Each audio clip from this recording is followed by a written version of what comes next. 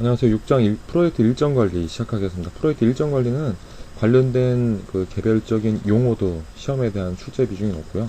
특히나 주공정법, 저희가 크리티컬 패스라고 하는 주공정법에 대한 계산 문제가 많게는 6문제, 적게는 4문제 정도 나오는 중요한 챕터입니다. 프로젝트 일정 관리에 대한 출제 경험 및 학습 목표 알아보도록 하겠습니다. 우선 기획과 감시 및 통제, 프로세스 그룹으로 이루어져 있고요. 앞장 5장에서 말씀드렸듯이 5장이나 6장이나 7장은 동일하게 기획하고 감시 및 통제의 프로세스 그룹만 존재합니다. 기획에서 보시면요. 첫 번째로 일정관리 계획 수립을 시작하시고요. 그래서 일정관리 계획 수립에서는 프로젝트 헌장 중에서 일정과 관련된 내용이 포함되어 있다는 것, 즉 주요 마일스톤 일정이죠. 그게 포함되어 있다는 거고, 시험에 대한 난이도나 이번 빈도는 상당히 낮은 거라고 보시면 되겠습니다. 다음으로 6.2의 활동 정의고요. 범위 기준선을 기반으로 해서 작업 패키지와 활동과의 차이점 정도만 인식을 하시면 되고, 특히나 활동 정의의 산출물인 활동 목록, 활동 속성, 그리고 마일스톤 리스트에 대한 출제 비중이 높습니다. 난이도는 낮은 편이고요. 세 번째로 활동 순서 배열입니다. 그래서 주요한 용어들이 많이 등장하는데, 선후행 도형법에서 사용되는 4가지 논리관계, FF, FS, SF, SS의 정의, 그리고 사례 기반으로 문제가 출제되기 때문에 기억을 해두셔야 되고, 그리고 의존관계, 요즘은 출제 비중이 좀 낮긴 한데요. 의존관계라고 있습니다. 의무적이냐, 임의적이냐, 그리고 내부, 외부, 그리고 혼합된 의무, 내부, 의무, 외부, 이런 식으로 8가지가 존재하게 되는데요. 출제에 대한 비중은 요즘은 좀 현저하게 줄어들었고요. 최근에 많이 나오고 있는 게 선도와 지연입니다. 선도와 지연의 의미 및 표현 사례에 대해서 여러분들이 기억을 하시면 되는데, 난이도는 중정도가 되겠습니다. 네 번째로 활동 자원 산정이죠. 정의된 활동에 대해서 필요한 자원을 산정하시는 거고요. 자원 산정의 정의 정도만 보시면 되고, 빈도나 난이도는 낮습니다. 다섯 번째로 활동 기간 산정입니다. 기간 산정에서는 도구 및 기법이 출제 비중이 높고요.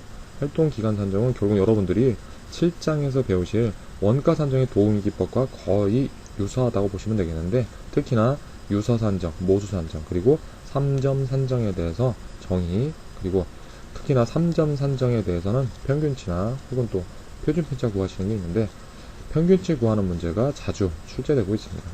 빈도는 높고요. 난이도는 중정도가 되겠습니다. 다음으로 6.6의 일정 개발입니다. 그래서 시험에 출제 비중이 가장 높은 주경로, 저희가 핵심 경로라고도 부르는 그 주경로에 대한 계산 문제를 반드시 확인하셔야 되겠고, 그리고 계산 문제를 확인하기 위해서는 프로젝트 일정 네트워크 다이어그램을 해석하실 줄을 아셔야 됩니다. 그 다음으로 일정 개발의 주요한 다른 기법인 주공정 연쇄법이나 자원 최적화 기법에 대해서도 반드시 학습을 하셔야 되고, 항상 출제되는 일정 단축 기법, 대표적인 2가지인 크래싱과 패스트 트래킹에 대해서 정의 및 차이점에 대해서 반드시 기억을 해두셔야 됩니다. 마지막으로 일정 통제인데요. 일정 통제의 산출물 중에 일정 예측치나 변경 요청이 존재하더라. 이 정도만 기억을 하시면 되고요. 도구 및 기법은 일정 개발에서 사용한 도구 및 기법과 거의 유사합니다. 이 정도 기반으로 여러분들이 출제 경향을 파악을 하셨고요. 다음으로 일정관리 전체 프로세스에 대해서 미리 여행을 떠나보도록 하겠습니다. 앞장에서 설명드렸지 기획과 감시 및 통제로만 구성되어 있고요. 일정관리 계획 수립에서 5점이 되어 있는 범위관리 계획 수립과 대동소이합니다. 근데 여러분들이 여기서 한 가지 차이점으로 보시는 거는, 일정관리 계획 수립할 때는 일정이나 원가나 도구를 보통 사용을 하시게 되는 거죠. 그렇기 때문에 도구 및 기법에서 분석 기법이라는 게 하나 더 추가되어 있을 뿐입니다. 다음으로 활동 정의를 하시는데, 토익물에 보시는 것처럼 범위 기준선 기반이 있어야지만 여러분들이 활동 정의를 시작할 수 있는 겁니다. 그렇기 때문에 5.4에 있는 WBS 작성이 완료되어야지만 시작할 수 있는 게 활동 정의로 보시면 되고요. 도구 및 기법에서는 특히나 이제 분할이나 연동 기획이 들어갑니다. 여러분들 WBS 작성에서 기억하셨을 텐데, WBS 작성에서는 분할하고 전문가 판단만 존재했었고, 특히나 활동 정의에서는 연동 기획이라는 게 하나 더 추가되는구나, 이것만 기억하시면 되겠고요. 산출물이 특히나 중요합니다. 활동 목록, 그래서 저희가 활동을 정의했기 때문에 활동에 대해 전체적인 리스트업 해놓은 활동 목록, 그리고 활동 목록에 대해서 하나하나 디테일하게 설명되어 있는 활동 속성, 그리고 활동 중에서도 듀레이션이 0인 것, 특히나 저희가 주간이나 월간 보고 시에 사용되는 마일스톤 목록이 주요한 산출물이 되겠습니다. 다음으로 정의한 활동을 배열하시는 겁니다.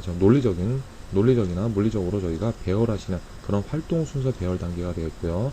여기서도 투입물 중에서 여러분들이 하나 더 기억하셔야 될 거는 마일스톤 목록 정도로 보시면 되겠습니다. 6.2의 산출물 중에 마일스톤 목록은 6.3에 있는 활동 순서 배열에만 사용되고요. 듀레이션이 0이기 때문에 자원이나 기간 그리고 일정 개발할 때는 포함되지 않는다는 거 하나 기억을 해두시면 되겠습니다.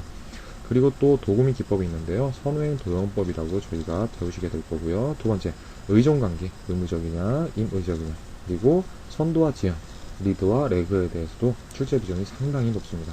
산출물로는 프로젝트 일정 네트워크 다이어그램이고요. 다른 건 아니시고 순서 배열했을 때 특정하게 사람들이 보기 위해서는 시각화하는 게 좋죠. 그렇기 때문에 뭔가 정의한 활동을 순서 배열할 건데 시각화하는 게 필요해. 그게 프로젝트 스케줄 네트워크 다이어그램이라고 이해하시면 되겠습니다. 순서까지 배열하신다면은 저희가 순서 배열했을 때 그 활동에 필요한 자원을 산정하시게 되는 거죠. 네, 활동 자원 산정이라는 건 출제 비용은 상당히 낮고요. 자원이라는 것은 리소스입니다.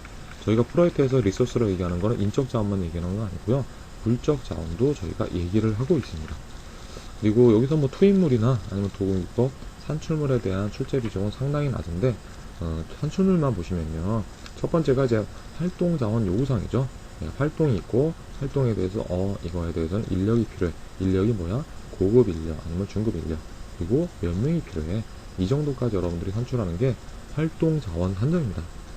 또 하나로 기억하셔야 될 만한 거는 두 번째 있는 자원 분류 체계라고 있습니다. 리소스 브레이크다운 스트럭처죠. 여러분들 WBS 배우셨죠? 동일하게 저희가 정의하고 그리고 순서 배열까지 한 거에 대해서 저희가 현재는 자원 산정을 하고 계시죠. 그래서 산정된 자원을 저희가 브레이크다운 스트럭처처럼 체계적으로 저희가 표현한 그 정도의 문서라고 보시면 되겠습니다. 다음으로 자원 산정까지 마친 거에 대해서는 활동 자원, 해당 자원이 사용되는 기간을 산정하시게 되겠고요. 기간 산정에서는 시험에 출제되는 것은 도구 및 기법입니다. 네, 첫 번째가 전문가 판단이고요. 두 번째는 유사 산정입니다. 과거 아니면 선례 정보 그 중에서 유사한 프로젝트의 정보를 이용하는 게 유사 산정이고요. 세 번째 있는 모수 산정이라고 이제 패러메트릭 에스터메이팅이라고 있는데요.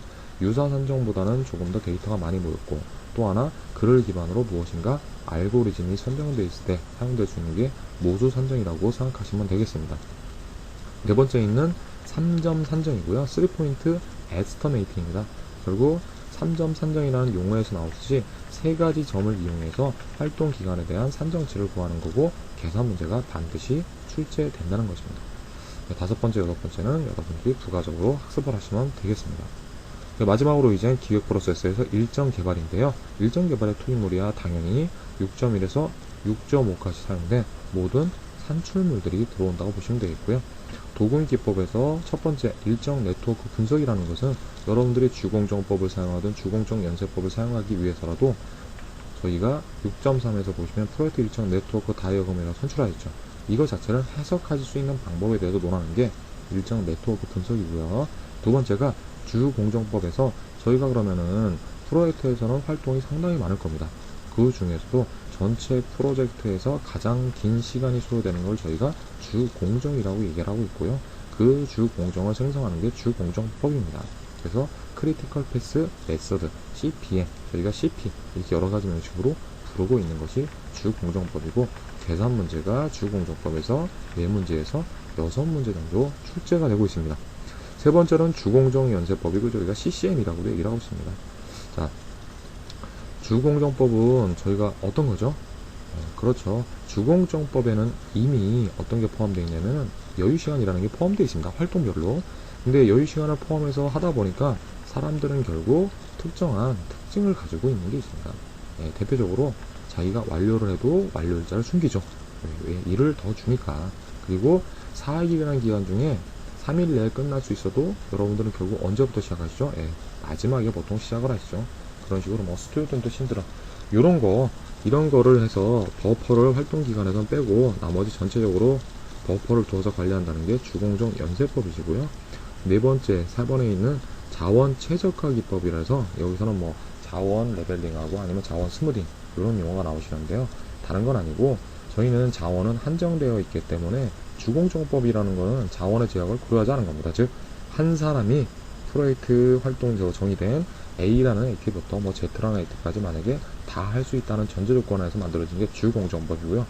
현실은 그렇지 않기 때문에 자원의 제약을 고려해서 저희가 주공정법에 대해 다시 한번 적용하는 것이 자원 최적화 기법이라고 보시면 되겠습니다. 다섯 번째에 있는 모델링 기법은 저희가 몬테카를로 기법이라는 대표적인 기법이 나오실 거고요. 그리고 선도와 지연은 여러분들 배우셨고, 일곱 번째에는 일정 단축에 대해서, 자, 일정 개발의 목적은 뭡니까? 저희가 주어진 일정 내에 프로젝트에 주어진 모든 활동을 완료하는 것이 목적이죠. 그렇기 때문에 가장 중요한 건 뭡니까? 일정을 단축시킬 수 있다면 좋은 겁니다. 그래서 두 가지 대표적인 사례인 크래싱과 패스트 트래킹에 대해서 여러분들 학습을 해 보시겠습니다. 산출물에 보시면은 저희가 이제 5.4 작업 분류 체계 작성에서는 범위 기준선이 상당히 중요하셨죠. 근데 6.6 일정 개발의 산출물이 일정 기준선은 그다지 뭐 시험에서 비중은 높지는 않으십니다. 두 번째, 이제 프로젝트 일정이라는 게 의외로 여러분들한테 시험 출제 비중이 높은데, 프로젝트 일정에 포함되는 것은 여러분들이 현업에서 많이 사용되시는 겁니다. 그래서 실무에서 많이 사용되시는 것 중에서 바 차트, 일명 뭐 간트 차트라고도 부르죠. 막대 차트. 두 번째가 마일스톤 차트. 세 번째가 저희가 위에서 활동 순서 배열에서 만들었던 프로젝트 일정 네트워크 다이어그램이 프로젝트 일정에 포함되는 겁니다. 그리고 네 번째로 전체 일정 개발을 했기 때문에 이제 프로젝트 달력이 형성된다는 거죠. 여기까지만 여러분들이 기억을 하시면 되고요. 일정 통제는 말 그대로 6.1에서 일정 관리 계획 수립대로 저희가 6.2, 3, 4, 5, 6이 제대로 수행되고 있는지를 통제한다는 거죠. 그렇기 때문에 투입물에서는 당연히 계획 대비 실적이 들어오실 거고요. 도구 및 기법은 여러분들이 보시는 바처럼 6.6의 도구 및 기법이 중복돼서 사용되고 있다는 것을 보실 수 있을 겁니다.